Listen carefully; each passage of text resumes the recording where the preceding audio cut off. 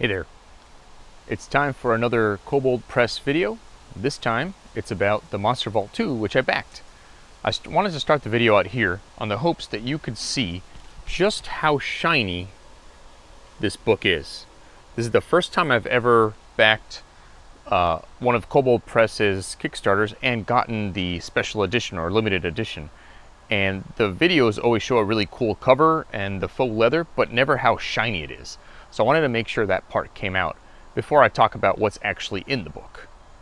And for that, I'll see you inside. When Kobold Press announced their Kickstarter for Monster Vault 2, they had to explain, why did we need another bestiary so soon?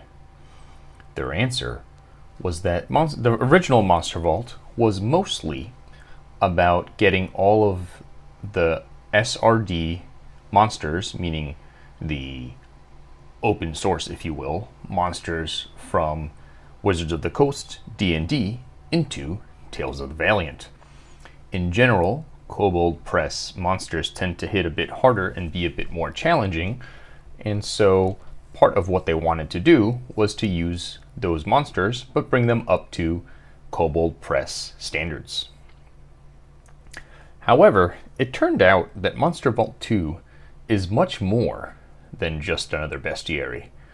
I want to talk about some of the things that I like the most in Monster Vault 2 before I go and tell you my top 7 favorite monsters. Essentially, what it comes down to is that Monster Vault 2 ends up being a kind of supplement to their Game Master's Guide. For example, they have here a whole section on expanding Doom. What's Doom? Well, Doom is, or can be seen, first of all, as the GM's counterpart to luck. The players get luck whenever they miss or fail a roll, which they can later use to add to their rolls or re-roll if they have 3 luck points. The Doom points allow the GM to get some points that they can use to make the monsters hit harder or other things like that.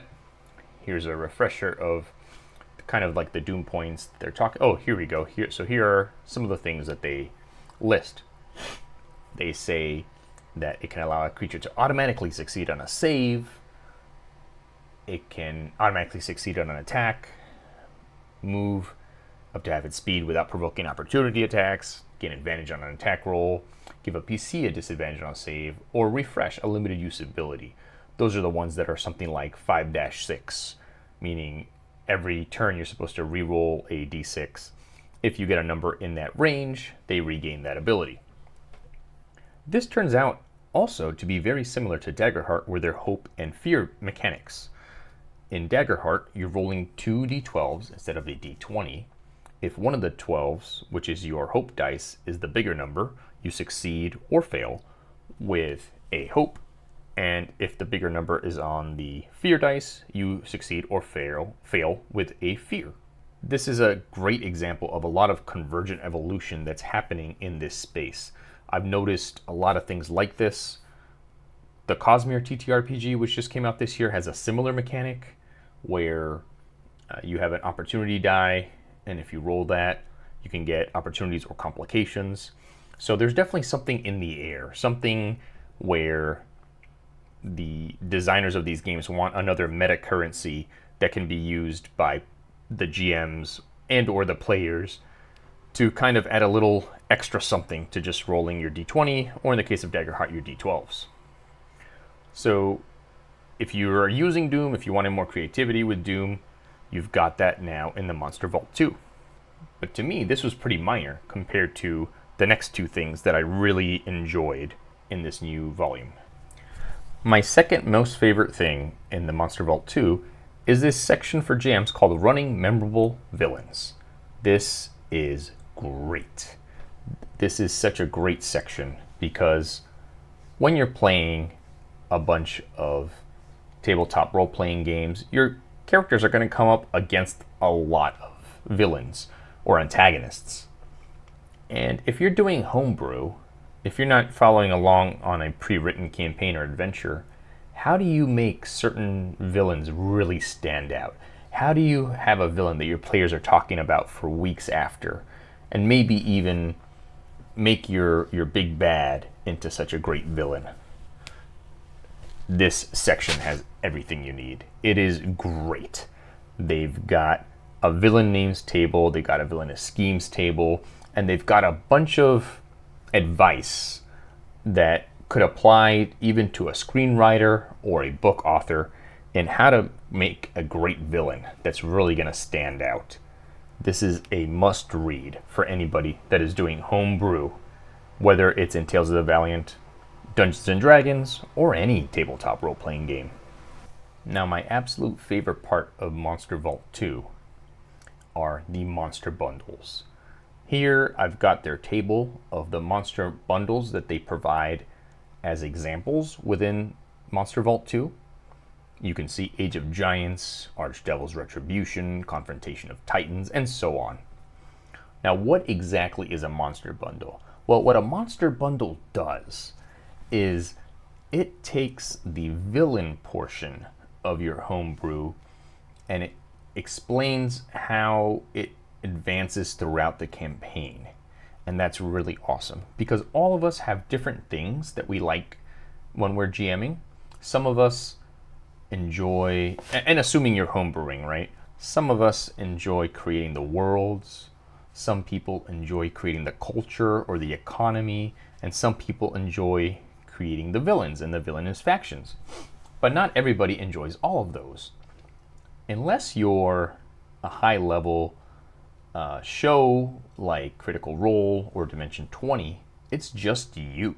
So if you don't like creating certain parts of the homebrew experience, there's really no one else to help you. And so if you struggle with or need some inspiration for how to put together your monsters, these examples here and the concept that you can adapt to your homebrew is amazing.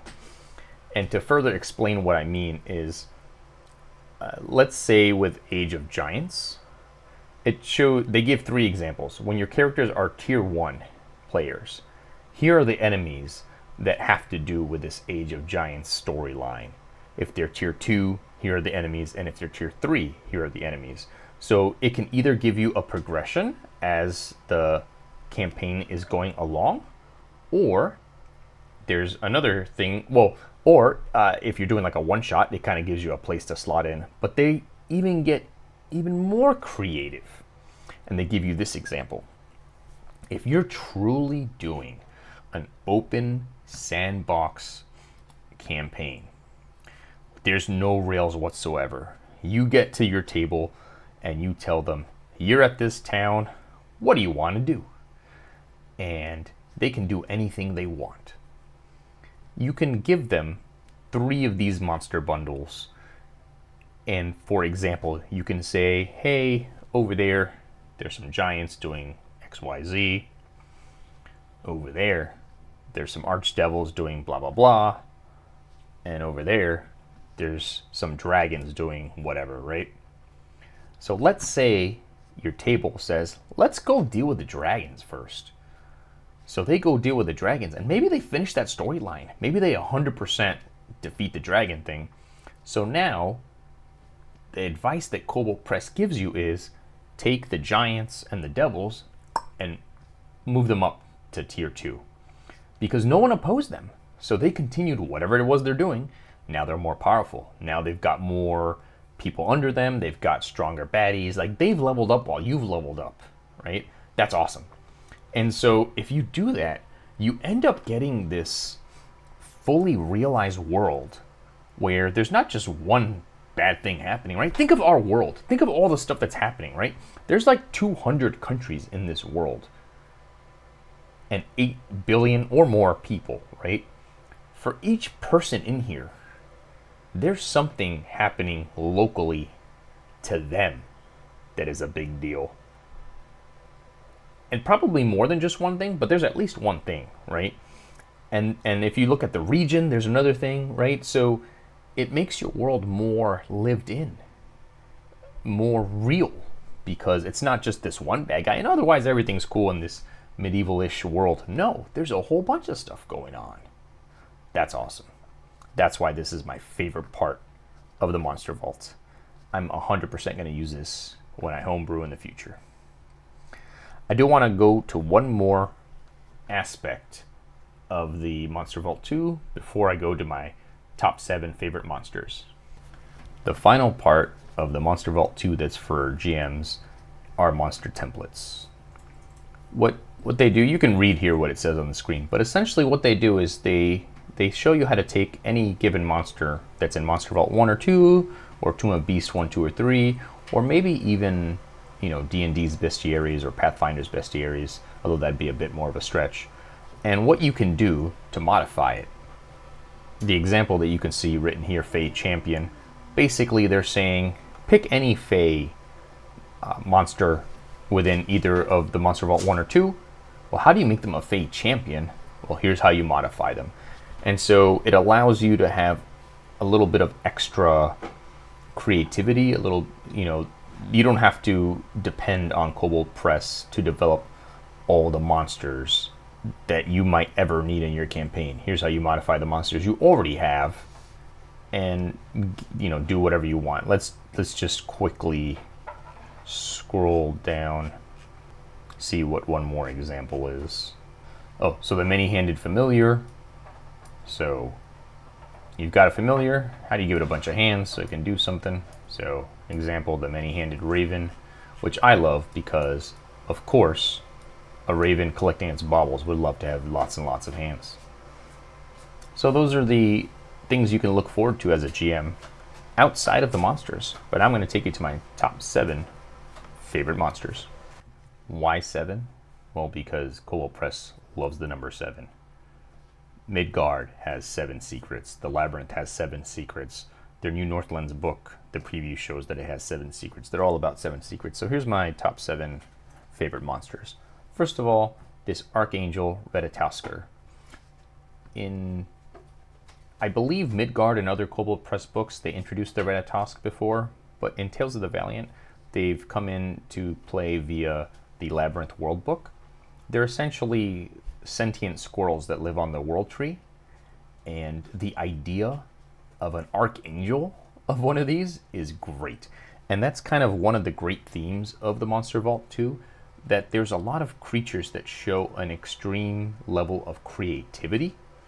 Not just, hey, here's a monster we didn't have before, but here's something really creative. And that's going to kind of be a running thread through these. Here's another one. This is one that they had mentioned during the campaign of the Monster Vault 2. It's the Auropod. It's essentially an insect that looks like money, and it eats money. That is just pure evil. Whoever came up with this, hilarious and also pure evil. The Celebrant Shade is kind of neat. It's essentially someone who died from partying too hard. I love how hilarious that is. The Flitkith, another super creative idea. It's essentially animated toys. So here's one doll that's made of cloth. Here's one made of steel, I believe. Yep, metal. And then here's one made of wood. Again, I love this idea.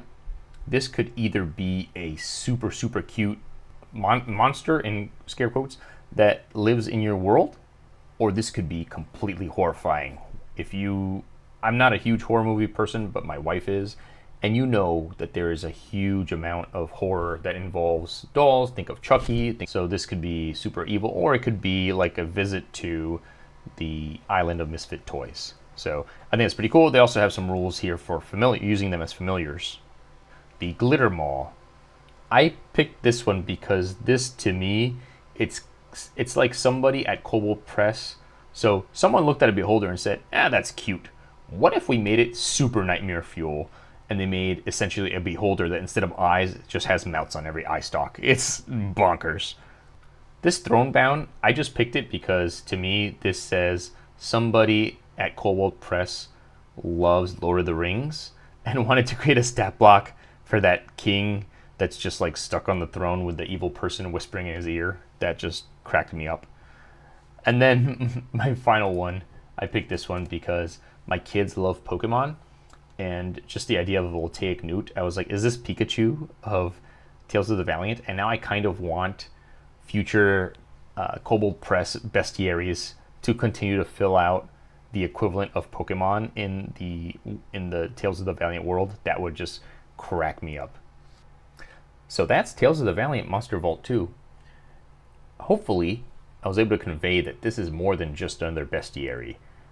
This is a tome that is, number one, very useful for GMs, gives you a lot of extra ideas on how to use and run your monster encounters if you're doing homebrew games. Also, it is a great source of incredibly creative monsters. I didn't want to flip through too many pages because I try as much as I can to respect the copyrights of creators and understand that, especially, anybody, even Wizards of the Coast, but especially a small company like Kobold Press, they really, if we want them to continue creating these creative things for us, whether it's the Monster Vault, whether it's a campaign overlay like the Northlands, we need to support them, and that means we have to buy their books. It can be the PDF, it can be a VTT module, but we can't just put it all out there. But there's so many great monsters in here. That's why I chose as my top 7 the ones that spoke to the level of creativity of what's going on in here. There's also a lot of monsters that are just evolutions on monsters from the first Monster Vault, and that's great too because it helps to fill out the bestiary. For example, in here there is a stat block for a baby owlbear, and so we already have the adult one. Well, of course adults have babies, and so what would happen if you came across one? And what if you wanted to, I don't know, have one as a familiar or transform into one as part of your druid powers or whatever, so they've got stuff like that in here, but really it's the creative aspect that makes it worth the money, I think.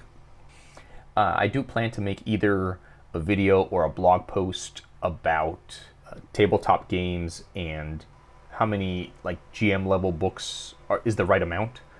D&D obviously is known, at least for during 5th edition, they're known for the Trinity, but older versions like D&D 4 had a ton of books. Paizo has got a ton of books over there for Pathfinder 2, and you can already see that they're going that direction with Starfinder 2, and so it's not necessarily the end of the world if there's another bestiary. It'd probably be amazing if it's just as creative as this one, but it kind of goes to, hey, how much money is this pen and paper hobby gonna cost?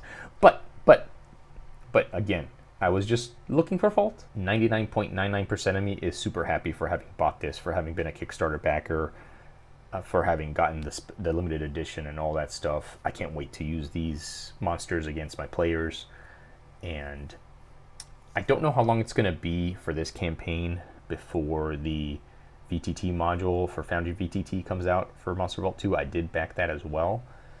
If there's something worth covering, I'll maybe make a short video about that.